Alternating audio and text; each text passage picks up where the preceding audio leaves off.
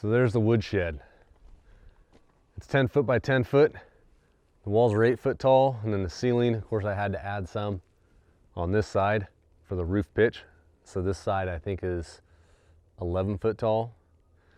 I don't plan on stacking wood that tall inside this woodshed. The highest I'll probably go is about 6.5 feet. But it leaves us some room to put maybe a shelf above this door, put some stuff in there.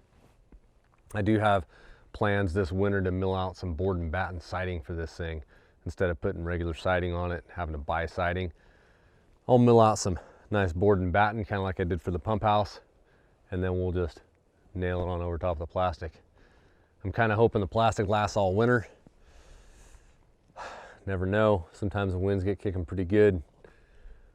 But I've got to get to stacking wood inside this. I've got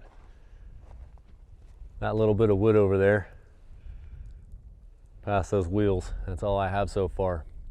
So I'll get that stacked inside here, and then I'll get to working on all these logs up here with the chainsaw. Get those all bucked up into pieces, borrow my neighbor's wood splitter, see if we can stack this thing full. It should hold, it's 6.5 feet, it should hold 5 cords when it's stacked full.